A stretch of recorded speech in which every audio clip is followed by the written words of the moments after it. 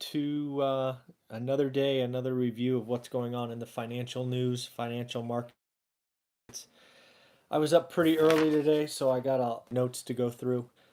We're going to start off with something that should be a warning sign to any flippers out there, and that is bidding wars have hit a decade low, according to Redfin. To put the numbers in perspective, in Redfin just said that only 10% of active listings today are getting multiple bids, where it was nearly 40%. In actual number was 39, rounding to 40. So you could see a significant drop. What's also interesting is interest rates are lower today than a year ago.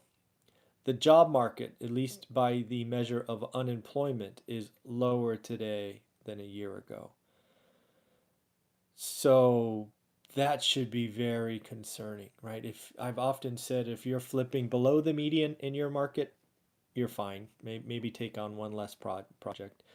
If you're flipping above the median, with this statistic, you should be, I don't know if nervous is the right word, but certainly more conservative.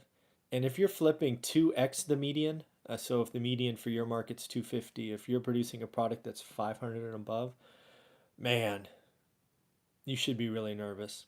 You should look at your inventory. You should look for ways to get out. Again, one guy's opinion, but bidding wars are those first things that you can sort of see in the numbers.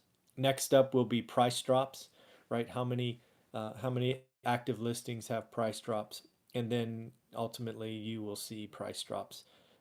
Interestingly enough, there's still some hot markets, but even they're significantly cooler. San Francisco, being a market that I focus on and am frankly very nervous for. A year ago, 58% of listings had multiple offers. Today, at least of the reporting by Redfin, it was down to 35%. So, you know, still more than 10%, but falling and falling fast. So, something that is concerning. Another thing I found out about California, again, I think this was CNBC, it might have been CNN. Uh, they reported that 700,000 people left California. And this was in the last quarter, I believe. And what they're citing for the reasons, shocking. High prices on homes and high tax. Yeah, California is quickly running into a significant problem in the high price markets because we are hollowing out the middle class. And it's frankly already unhealthy and it could be on a dangerous path going forward. So, something, as a California native, I don't like seeing it. I remember when it was affordable to live in cities like San Jose and Sunnyvale and all these markets. So, not affordable today. Next up, interesting enough, the trade war seems to be splintering, fracturing, whatever you want to call it. It had a good 4 or 5 weeks of positive momentum. Then, for whatever reasons, the signing event in Chile gets canceled, which gets really no fault to the trade where there's some things going on in the Chilean economy that kind of like postpone the entire event.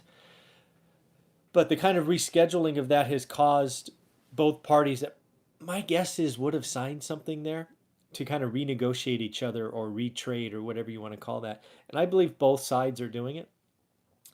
Because now there's no impending date that they got to get ready for where the two big shots are going to get a room and put ink to paper.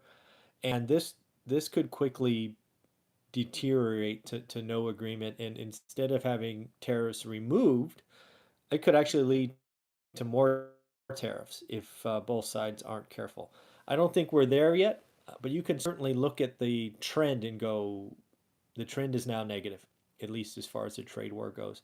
Now, in truth, this could all be negotiating and posturing by both sides. I can only imagine the sophisticated, gamesmanship going on both sides because they both want to feel like a winner. They both want to tell the population they did great and blah, blah, blah. But this could blow up. And both sides are already showing that it's hurting. I have some numbers on China, for example. Their economy is reported growing just over 7%. They were expecting 8%. For example. So their economy is slowing. On that topic, it looks like Germany escaped an official recession, right? 2 negative quarters of growth. They beat it by 0.1%. Nothing to write home about.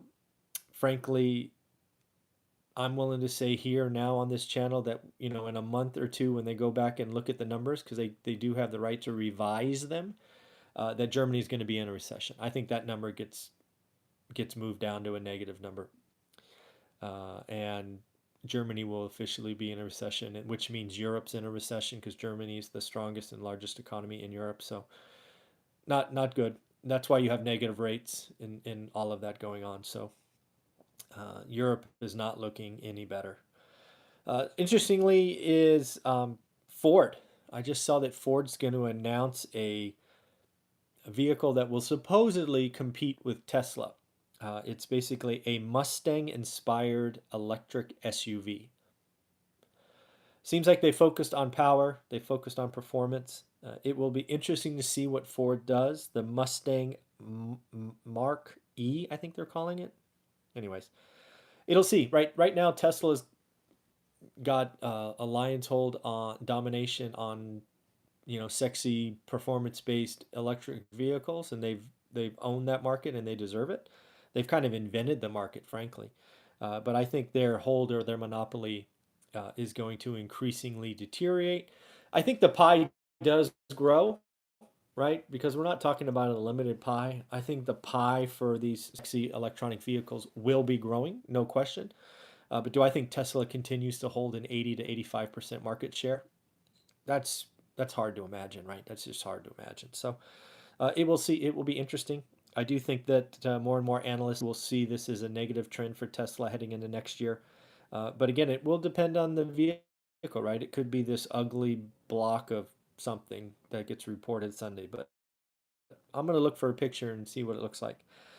Walmart reported and beat on top line, missed slightly on bottom line, but most importantly, raised full year guidance, which is kind of what stocks are based on. It is interesting to see that their online groceries grew 41%. So that's just more and more people getting stuff delivered, um, which is just crazy. I remember going to the grocery store all the time, but we run busy lives. You need milk, you need eggs at a certain duration. It makes total sense that this stuff is just showing up routinely. So good for them. Did you see that the Motorola Razr is coming back? Right, the little flip phone. Right, I remember having one back in the day. Right, when phones were just phones. But it looks like Motorola is bringing back the Razr as a glass-based flip phone. Looks cool. At least the drawing I saw of it. But it ain't going to be cheap. $1,500. So the folding phones are out. Right, Samsung did one that flipped this way. Samsung's doing one that flips this way. It's going to be interesting. Lastly, I have out here is I reported the other day on the Singles Day in China where they had a record 31 billion in sales.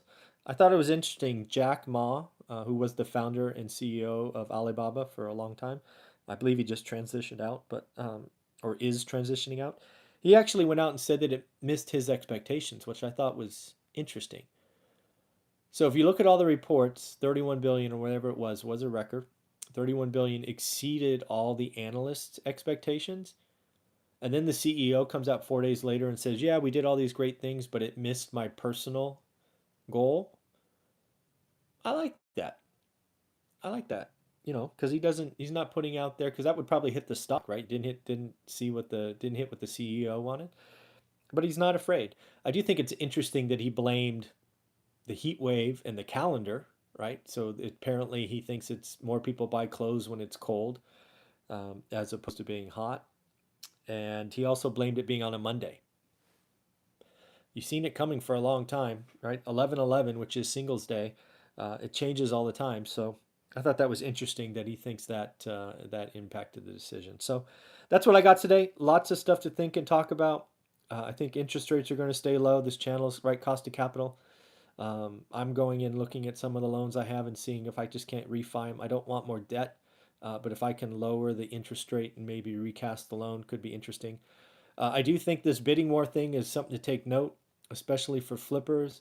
I do think this is the first sign that the balloon is kind of shrinking for demand. And as someone who competes with owner occupants a lot, I like it.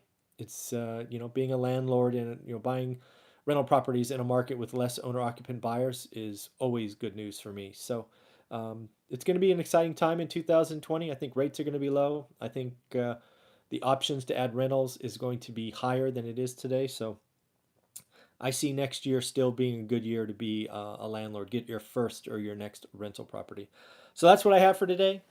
I have a couple of fun interviews today, assuming they don't get rescheduled or canceled. They will be done today and posted today, like I always do. Have fun. Let me know what you think. Take care. Bye. Talk to you tomorrow.